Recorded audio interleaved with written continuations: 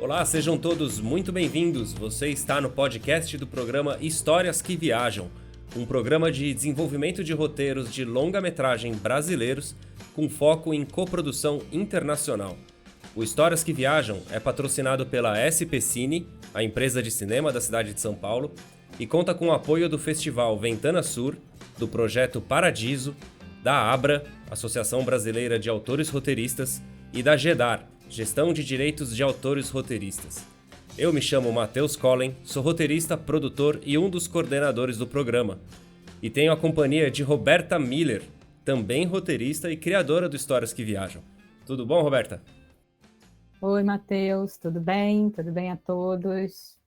Hoje a gente vai conversar com o Raul Pérez. Raul Pérez é um roteirista brasileiro que já assinou roteiros para séries na Paramount, no Netflix, teve projetos selecionados nos laboratórios de desenvolvimento da Netflix, da TV Globo, foi colaborador do documentário sobre Germano Black Society e é um dos nossos autores selecionados no Histórias que Viajam 2022. E aí, Raul? Oi, gente. Obrigado por me receber aqui. Um prazer estar aqui. O Raul, ele faz parte do grupo, né, só pra gente explicar pro pessoal, do grupo de 5 autores, né, que foram selecionados para a primeira edição do Histórias que Viajam. E esses autores receberam, ao longo de alguns meses, né, uns 4, 5 meses, algumas consultorias com roteiristas e produtores executivos brasileiros e internacionais para desenvolver o projeto com foco no mercado internacional. E o projeto do Raul é o Capreto. E eu achei muito interessante a sinopse, achei muito criativa a ideia desse projeto. E eu queria que o Raul começasse aqui o nosso papo fazendo até um exercício de pitching para ele. Começar falando sobre o projeto. Ótimo. Bom, o Capreto, o Key Preto, ele nasce de uma percepção muito particular que vai para o universal. Então, eu vou começar a falar do particular. Eu sou filho de 2 migrantes. Meu pai nasceu em La Paz, na Bolívia. Chegou aqui em São Paulo muito, muito pequeno, assim, com 3, 4 anos. E a minha mãe, ela era baiana. Ela nasceu no sul da Bahia, numa cidade chamada Ipiaú. E aí também veio para São Paulo um pouco mais velha, assim, em busca de trabalho, né? Durante a década de 80. E aí eles se encontraram aqui em São Paulo. Acho que esse encontro só poderia ter acontecido em São Paulo, porque é uma cidade que junta pessoas de muitos lugares. E por conta disso, a minha experiência de vida foi uma experiência de vida com uma família que falava portunhol, uma família que misturava acarajé e feijoada com saltenha. Então, eu nasço desse extrato social, né? Bom, a minha família, na década de 90, é uma família que morava na periferia de São Paulo. Meus pais se separaram quando eu era pequeno ainda, então a minha vida foi muito fazendo esse trânsito entre o extremo sul de São Paulo e o sul de São Paulo. É, e acho que isso me deu régua e compasso, assim, na vida. Eu sempre quis ser roteirista, eu não tinha muita referência de pessoas próximas a mim que trabalhavam com isso. Aí acabei entrando na faculdade de comunicação, mas sempre fiquei com essa vontade de escrever sobre esse lugar, que é esse lugar da infância, que era vivendo, né, na quebrada, na periferia de São Paulo, esse lugar muito de comunidade, assim, de como as mães cuidavam todas umas dos filhos das outras, né, no sentido assim, se tinha uma mãe que as mães todas saíam cedo para o trabalho, aí de repente tinha a mãe que estava de folga naquele dia, ou sem emprego naquele momento, e aí todas elas ajudavam para que ela ficasse cuidando das demais crianças e também conseguisse receber uma renda, enfim. E aí, desse lugar que eu acho que boa parte das histórias que eu, agora como roteirista, aos 32 anos, tenho interesse de contar. E o Key Preto, ele é sobre isso. Então, eu fui também um adolescente emo, na minha adolescência. E minha mãe, ela cantava muito bem em karaokê. E aí as pessoas ficavam pedindo para ela cantar Alcione. Então, o apelido da minha mãe era Marrom, porque ela fazia muito sucesso nos karaokês ali do bairro, da região onde a gente morava e tudo mais. E, enfim, e tinha essa diferença, né? Eu gostava de rock, ela era a rainha do samba e tudo mais. Enfim, corta para 2019, talvez, antes da pandemia. É, e eu tenho uma amiga que tem ela é mais velha que eu, mas ela entrou de cabeça nesse mundo do K-pop. Na verdade, nesse mundo da cultura coreana, né? Porque tem várias coisas. Tem o dorama, né? Que é a novela coreana, tem o K-pop, etc, etc. E aí, essa amiga, eu fui comprar um presente para ela, que era aniversário dela, ela é geminiana igual a mim. E aí fui até o bairro da Liberdade, que é um bairro aqui em São Paulo, que ele é conhecido por ter sido ocupado pela imigração japonesa, asiática, né, coreana. E aí fui comprar esse presente para ela. E primeiro que eu achei muito curioso isso, assim, porque ela é uma mulher negra com quase 40 anos, mas está super conectada com a cultura coreana. Aí fui lá comprar, comprei um pôster, uns bottoms de uma banda que ela gosta muito, que é uma banda muito famosa, que chama BTS. E, e quando eu fui lá, eu vi muitas crianças, assim, de muitos estilos diferentes.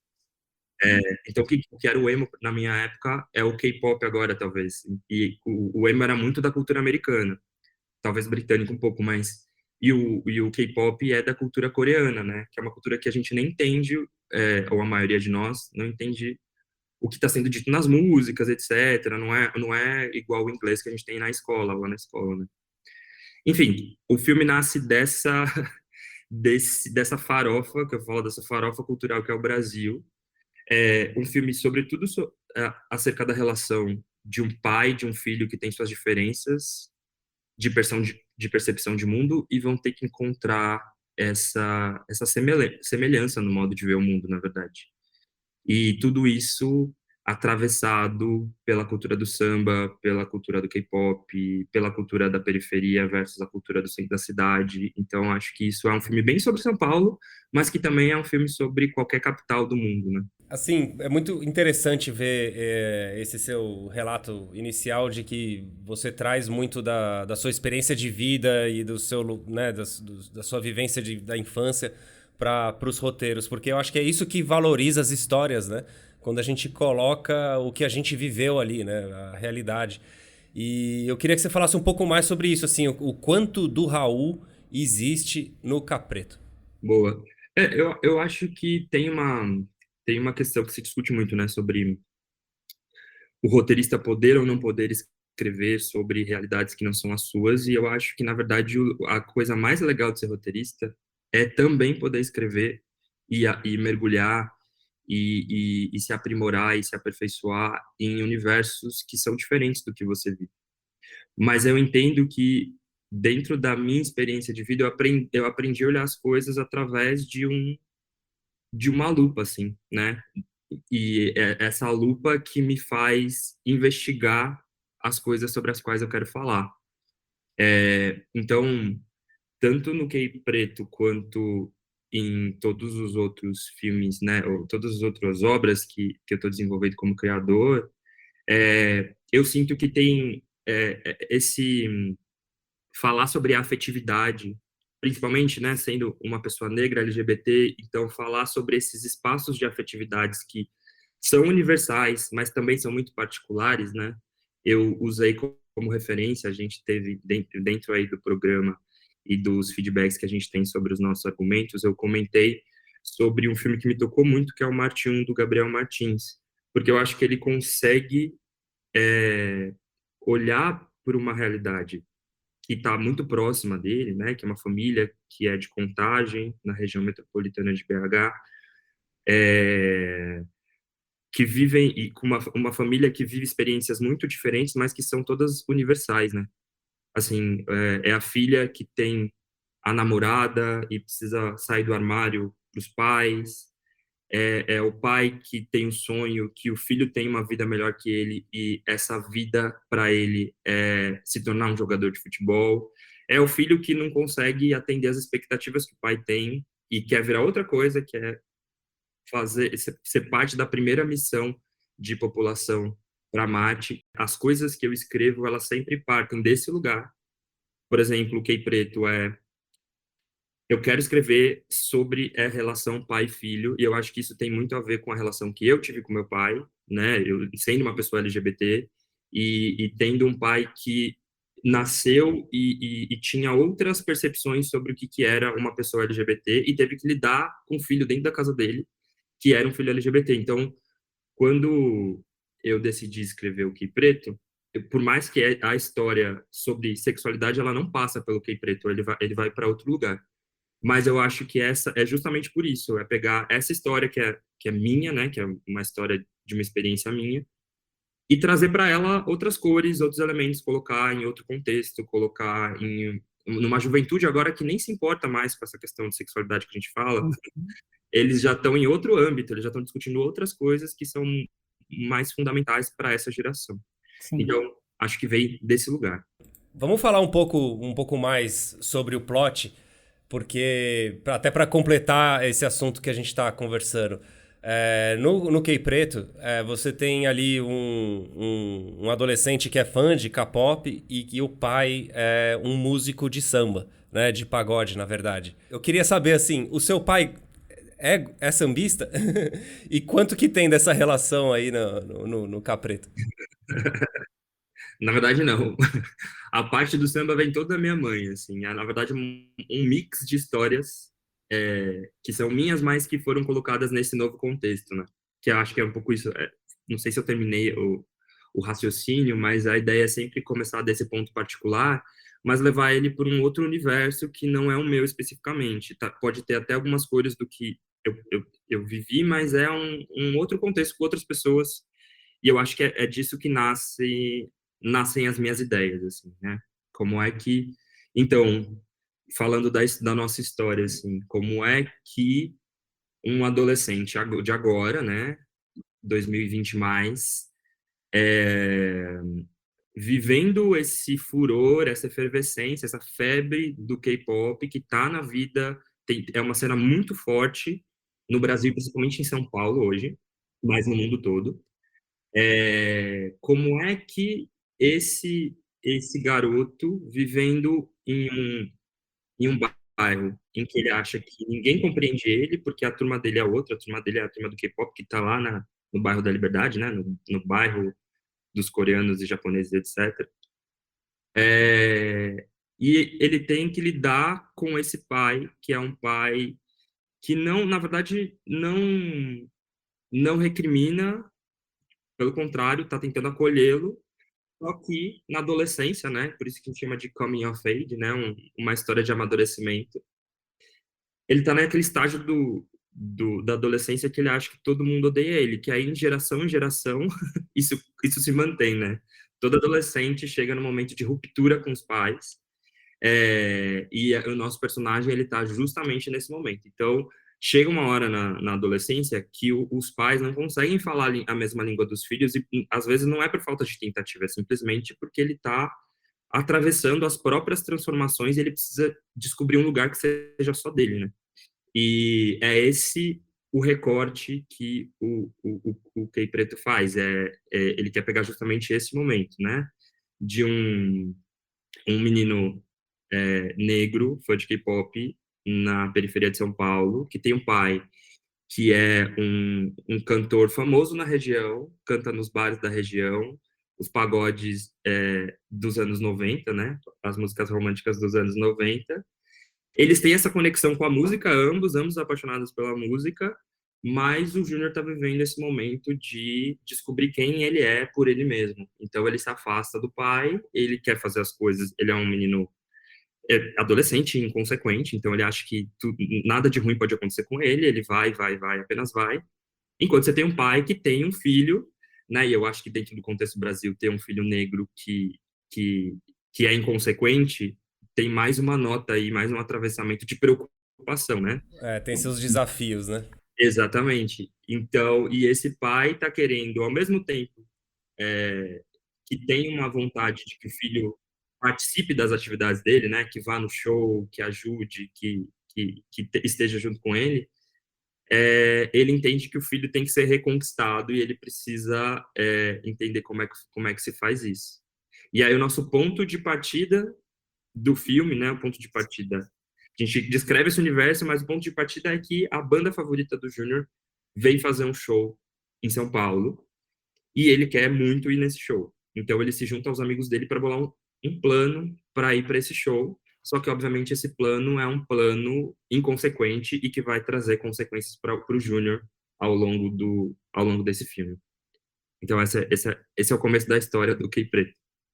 Não vamos dar muito spoiler, né? O pessoal vai ter que assistir o filme. Exatamente. E é um filme para adolescente, para família, né, Raul? Total. Porque essa crise do Júnior é uma coisa bem clássica, né? Dessa faixa de idade que você tem que romper com pai, mãe, para se autoafirmar, afirmar seu caminho. E claro que isso tudo fica mais fortalecido assim, diante da preocupação desse pai com todo o contexto que o filho está vivendo, né? Total. É, não, é justamente isso, assim, o, a ideia, eu falo que uma das referências principais é o Pequena Miss Sunshine, que é um filme que eu devo ter assistido já umas 15 vezes.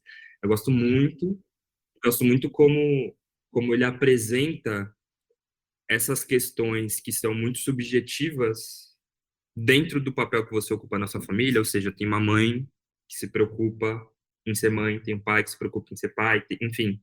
Você Uhum. tem ali os papéis sociais que cada um ocupa dentro de uma família, e aí todos eles têm que alinhar o desejo deles, porque tem uma pessoa que está precisando mais, que é a filha que tem que realizar o sonho. E aí um concorda, outro discorda, mas no fim estão todos eles juntos dentro de uma Kombi amarela, Sim, cruzando os Estados Unidos para chegar no objetivo, que no fim acaba falando sobre as vontades de todos eles, né? sim. De não serem os losers, né? De não serem os perdedores na vida. E a ideia com Key Preto é buscar esse lugar também, assim, de falar sobre a construção do nosso próprio lugar no mundo, assim, porque eu acho que esse foi sempre um tema que me atravessou de maneira muito forte. Acho que enfim, a adolescência, eu acho que isso é uma coisa natural, né? Você está entendendo o que é sua identidade, você está construindo a sua identidade, mas a ideia é entender como cada um desses personagens, crianças, adolescentes, adultos, idosos, dentro do contexto do Key Preto, né? Os personagens do Key Preto, eles estão buscando o lugar deles no mundo à própria maneira. Então, acho que o filme, esse seria o nosso tema central do filme. Sim. E é bonita essa relação do pai com o filho, porque tem uma suavidade nisso tudo, né? É uma dureza toda essa construção, essa busca, e ao mesmo tempo tem uma delicadeza nessa relação, que a gente normalmente, estereotipadamente, olha mais do ponto de vista feminino. E Sim. aqui não, é o pai e o filho. É, eu tô falando de referências, falando de filmes que passaram, o Procurando Nemo, por incrível, é um dos meus filmes preferidos. E ele também é uma referência, assim, obviamente não visual, né, mas uma referência sobre essa relação, né? E a ideia é falar sobre narrativas negras, mas não como uma limitação, claro, mas com a ideia de que dentro da história da filmografia brasileira, a gente tem uma criação de imagens sobre pessoas negras, mas não só, pessoas racializadas, né, pessoas não brancas, que caem no estereótipo e que são imagens muito violentas sobre as quais eu vivi durante a minha vida toda, né? Assim, nos anos 90, início dos 2000, assim, você ser uma pessoa negra de periferia, isso tinha um peso, porque tudo que você via na TV e no cinema sobre pessoas como eu eram imagens de violência. E aí a ideia agora é romper com isso no sentido de ampliar o que são as histórias que se passam nesses lugares, assim. Então, é muito significativo que o Júnior e o pai do Júnior, o Jeremias, eles tenham esse lugar de afeto mesmo, assim, de um pai cuidando de um filho, porque existem pais negros que cuidam de filhos negros e eu acho que acho que a gente precisa contar essa história também, sabe? Contar essa história de afetividade, contar essa história de acolhimento, contar essas histórias que a gente acostuma Histórias de pessoas, né? exatamente. Que é isso, no Pessoas. final, é universal, entendeu? Quando É, você assiste o Marte 1, ele é centrado numa família negra, mas todo mundo encontra a própria família naquela família, entendeu? As nossas histórias também podem ser universais. com certeza são. Eu queria só dizer que é muito legal essas referências do Marte 1 e tal, até do Procurando Nemo, porque são histórias de união, né? E a gente tá numa época que não, as pessoas parecem ter esquecido a importância disso, né? De se manterem unidas, de conseguirem ouvir o outro, né? Entender as opiniões e os pontos de vista e continuar unidos, mesmo que sejam pontos de vista diferentes, né? Eu queria perguntar para o Raul agora um pouco de como que foi essa pesquisa de material para o roteiro, especialmente dessa parte da cultura coreana. Como que foi esse trabalho? Você comentou já que você tem uma amiga que entrou de cabeça nesse universo. Ela foi a sua porta de entrada? Cara, na verdade, tem duas amigas, e tem essa para qual eu fui comprar um presente, tem uma outra amiga que é roteirista também, a Luísa Fazio, e ela também é obcecada há muito tempo pela cultura coreana, então foram as primeiras pessoas com quem eu conversei, assim, para entender e para pegar a referência do que eu precisava consumir. Aí comecei a ver os doramas, né, as novelas, os dramas coreanos, comecei a ouvir a música K-pop, começar a ver os videoclipes, começar a ler as traduções. Acho que esse primeiro mergulhar e entender o que que era essa cultura e por que que ela faz sentido, tanto sentido para os adolescentes de agora. Acho que esse foi o primeiro passo, assim, né? Você começa sempre com essa pesquisa que é meio vamos mergulhar no universo. E, enfim, o que voltou para mim é um lugar que fala justamente sobre essa aceitação, sobre essa construção de identidade como adolescente. Assim, se você pega as músicas das principais bandas de K-pop, elas falam justamente sobre esse lugar, assim, sobre achar a sua identidade, né, sobre ser você mesmo, e esse ser você mesmo tem a ver com um certo tipo de performance, de música, de conteúdo cultural que você vai consumir. Então, esse primeiro momento foi muito prazeroso, assim, porque eu fiquei também muito apaixonado pelo que é a produção cultural coreana. Enfim, e você tem o cinema coreano, o cinema de arte, né? Enfim, que também é um cinema de entretenimento, com filmes como Parasita, por exemplo, que também são muito legais e falam muito sobre o que é a sociedade coreana nesse momento. Enfim, toda uma política pública da Coreia do Sul para conseguir fazer com que esses materiais se internacionalizassem e conseguiram, né? Hoje em dia eles já conseguem disputar com os materiais, né, a música, o cinema americano, que são os que estão mais difundidos no mundo inteiro, culturalmente. E aí, na sequência, eu fui tanto conversar com esses adolescentes, com alguns adolescentes que, que fazem essas coreografias, né? Tipo, aqui no Centro Cultural São Paulo, tem muitos adolescentes que se reúnem para treinar as coreografias de bandas de K-pop. E aí eu fui um dia lá e comecei e contei um pouco, né, do que eu estava fazendo e comecei a conversar para entender um pouco o que que era isso. Eles me deram mais um monte de referências de onde procurar informação, então alguns podcasts, alguns sites que são especializados nesse tipo de conteúdo. E aí foi, enfim, aí juntando todas essas informações e atravessando com uma história, que é uma história que era particular, eu cheguei enfim, nesse primeiro argumento do que seria o Key Preto. Mas eu tenho certeza que, assim, na próxima fase, como ainda está em desenvolvimento, é conseguir mergulhar ainda mais, trazer mais desses easter eggs, né? Trazer mais dessas surpresas que enfim, para quem não está por dentro da cultura pop coreana, talvez passe batido, vai se interessar por outra coisa, mas para esse público adolescente, que é muito consumidor da cultura coreana, e que eu acho que quando vê um filme como esse, vai querer que ele fale bastante sobre o que é essa cultura, né? Que ele traga referências dessa cultura. A ideia é trazer também, inserir nesse filme essa surpresa, sabe?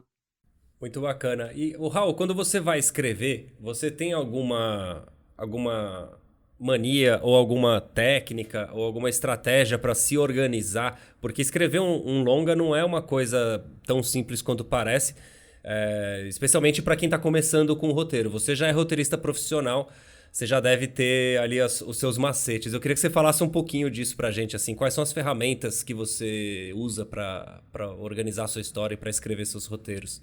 Tem um texto da Conceição Evaristo que eu gosto muito, eu até vou enquadrar essa frase, que é escrever é uma forma de sangrar, que é uma frase intensa, mas eu trabalhei, eu trabalho com palavra desde os 17 anos, né? Quando eu comecei a fazer estágio em jornalismo.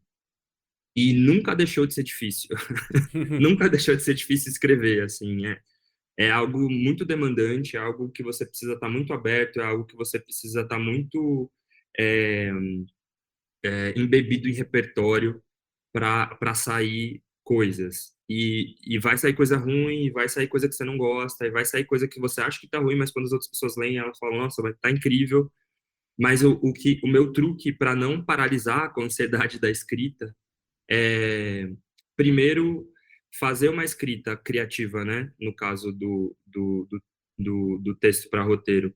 Fazer uma escrita que é a escrita, aquela que você faz no fluxo de consciência, assim, que você não para muito para entender se... Não para muito para julgar o que você está escrevendo.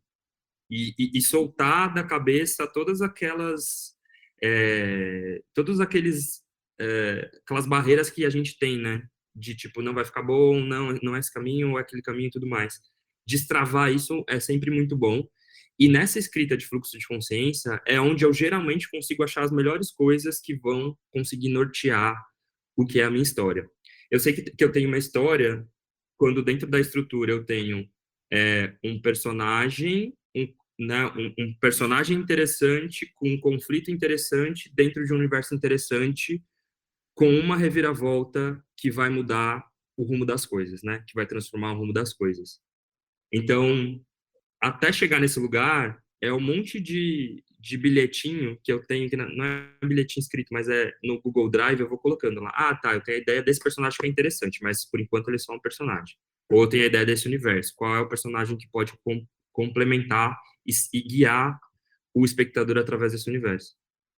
E aí, acho que como eu já trabalhei com comunicação há muito tempo, eu tenho uma abordagem do texto que é prática, que eu acho que me ajuda bastante, assim. Então, eu sempre entreguei texto para as pessoas corrigirem, palpitarem, devolverem, né? Durante a vida de jornalista, é isso que você faz. Você escreve texto, como assessor de imprensa, como relações públicas, você escreve texto, outra pessoa vai falar assim, não, não é esse lugar, é outro lugar e tudo mais. Mas eu acho que quando chega nesse estágio, que é o estágio mesmo em que você vai colocar as coisas no roteiro, ter esses feedbacks de pessoas muito diversas e conseguir digerir, falar assim, tá, com isso daqui faz sentido para minha história, isso daqui não faz sentido para minha história, ou isso daqui eu posso testar para ver se funciona ou não funciona, dentro das opiniões que as outras pessoas têm sobre o meu texto. E aí, a partir daí, cronograma de escrita e saber que eu vi um texto não, um meme do Taika Waititi, enfim, do Thor, mas enfim, que é ator e que também é roteirista, e que ele fala que às vezes escrever é você sentar na frente do final draft durante 8 horas e ficar em desespero e depois de 8 horas fechar o final draft.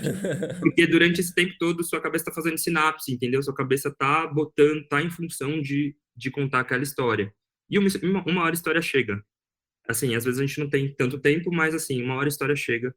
E o bom de ter trabalhado em sala de roteiro, né, de ter trabalhado nas produtoras, nos players, é que você sabe que você não precisa acertar tudo na primeira vez. Então, assim, vai ter a versão 2, a versão 3, a versão 4, e as coisas vão sendo aprimoradas ao longo do tempo. Isso dá uma tranquilidade, né, para você poder trabalhar o texto, né? Não precisar acertar de primeira, né? Exato. Qual é a sua expectativa com o Ventana Sur? Levar o seu projeto para lá? O projeto Quei Preto, ele nasceu num laboratório que eu fiz de desenvolvimento de roteiro, né? Na TV Globo e tudo mais. Ele passou por muitas instâncias internas ali na TV Globo, recebi feedback de gente muito importante, assim como Jorge Furtado, Rosales Batman e tudo mais. Essa é a primeira vez que eu vou apresentar ele dentro de um mercado. E isso é sempre muito bom porque ele traz novos feedbacks, ele traz, e eu acho que participando de um mercado internacional, é a minha primeira vez apresentando um projeto no mercado internacional, né, no mercado fora do Brasil. Então, eu acho que isso vai me trazer percepções de onde esse filme se conecta com o público do mundo inteiro, da América Latina. E eu estou muito curioso para saber isso. E eu acho que isso vai ser o maior ganho para o projeto. E, obviamente, esperando que haja interesse de outros produtores, enfim, de outros players de fora do Brasil, ou mesmo de dentro do Brasil, de querer ajudar, de querer colaborar para essa história ser contada, sabe? Eu acho que essa é a minha expectativa, e além do espanhol, que apesar de filho de boliviano, eu arranho pouco, mas vai dar tudo certo. A gente vai fazer um pitch em portunhol que vai ser maravilhoso. Perfeito.